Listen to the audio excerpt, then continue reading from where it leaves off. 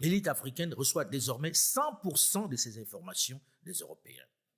Si quelque chose se passe à Lagos ou à Accra, ils reçoivent des nouvelles de CNN ou de la BBC ou de RFI ou de France 24. Tenez, le gouvernement britannique dépense 600 millions d'euros par an pour la BBC World Service, la branche internationale de la BBC chargée de la publicité. Et chaque semaine, ce World Service touche 96 millions de personnes en Afrique, soit la plus grande audience de la chaîne.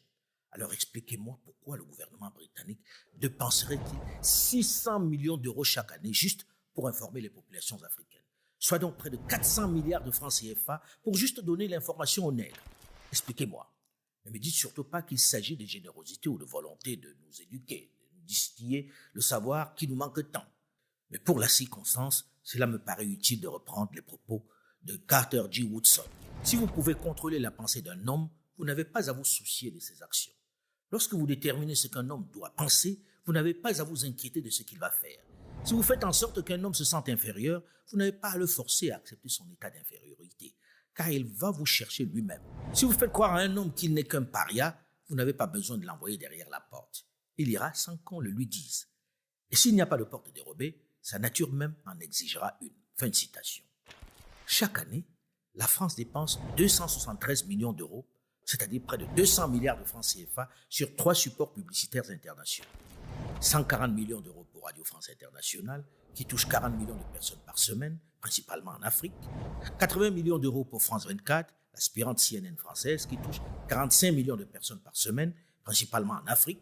Et 63 millions d'euros pour TV5, une chaîne de diffusion de la langue et de la culture française des pays francophones du monde, qui touche environ 55 millions de personnes par semaine, principalement en Afrique. Encore une fois, demandez-vous pourquoi le gouvernement français dépenserait 273 millions d'euros chaque année pour informer le peuple africain. Pourquoi dépenserait-elle, malgré sa dette colossale, une telle somme, rien que pour apporter de l'information aux nègres? Quel intérêt, sinon de coloniser les esprits? Et les propos du président Macron, qui instruit son ministre de mieux les utiliser. Sa volonté d'en créer un autre digital, celui-là, pour mieux passer le discours de la France, a fini de convaincre les jeunes de l'objectif, de la raison réelle de ces médias. Nous devons beaucoup mieux utiliser le réseau France Média Monde, qui est absolument clé, qui doit être une force pour nous. Et je pense que nous avons collectivement à repenser notre grammaire commune. C'est de bonne guerre. Et c'est nous qui sommes encore suffisamment candides et parfois naïfs qui nous en offusquons. Le rôle de la diplomatie d'un État est d'abord la conquête. Et les outils sont multiples, les plus puissants et les plus efficaces étant les médias qui touchent directement le cerveau, la pensée, la réflexion. C'est pourquoi tout le monde se livre à cette pratique. La Chine, depuis ces 15 dernières années, dépense plus d'1 milliard de dollars, c'est-à-dire plus de 600 milliards de francs CFA par an pour créer et installer de façon forte le réseau de chaînes de télévision CCTV en anglais et en français et en mandarin qui arrose le continent tout entier. Elle y propose sa vision de notre monde. Il présente sa culture. Ne me dis surtout pas qu'il s'agit d'un soudain amour pour l'Afrique. Résultat, ils sont des millions de jeunes Africains à choisir ce pays, connu essentiellement à travers la télévision, pour poursuivre leurs études malgré la xénophobie, la haine dont ils sont victimes là-bas. La Russie, qui a de nouveau de velléités expansionnistes sur l'Afrique, source de matières premières, dépense par an plus de 350 millions d'euros, c'est-à-dire près de 230 milliards de francs CFA pour distiller sa version de l'actualité et sa perception du monde.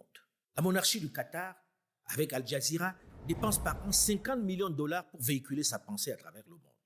Ce média a définitivement placé le Qatar, petit émirat pétrolier, sur la carte du monde. Le monde entier est attentif à ce qu'elle distille comme pensée. En réalité, la guerre la plus violente, celle qui se livre dans le cadre apparemment feutré et calme de nos maisons, est celle de l'information, celle que proposent les médias étrangers auxquels nous nous sommes soumis.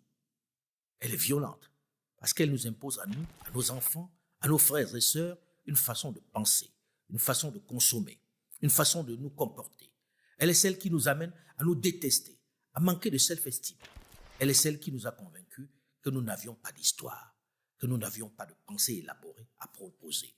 Elle est celle qui, malgré le départ physique du colon, du maître d'hier, le fait continuer de trôner dans notre salon, dans nos chambres, dans nos réunions de famille, dans nos chefferies traditionnelles. C'est d'abord contre elle que nous devons nous protéger notre jeunesse. Parce que le moyen le plus efficace de détruire les gens est de nier et de détruire leur propre compréhension de leur histoire. Et ces moyens déguisés pour informer et amuser le peuple africain n'ont qu'un seul agenda: corrompre notre compréhension de nous-mêmes. de notre réalité du monde, en implantant dans l'esprit de nos jeunes des idées et des concepts qui nous amènent finalement à croire que le meilleur, c'est ce que propose l'autre. Les mots sont des blocs de construction de la réalité. La réalité appartient à celui qui fabrique les blocs. Pour reprendre les propos de Marimba Annie, votre culture est votre système immunitaire. Une fois qu'on vous l'a enlevé, vous êtes sans défense, vulnérable. C'est pourquoi les ennemis de l'Afrique investissent autant dans la destruction de votre système immunitaire. Tout pays qui n'imprime pas son propre dictionnaire est colonisé ou le sera bientôt. La réponse est simple. Il y a une guerre dans votre esprit.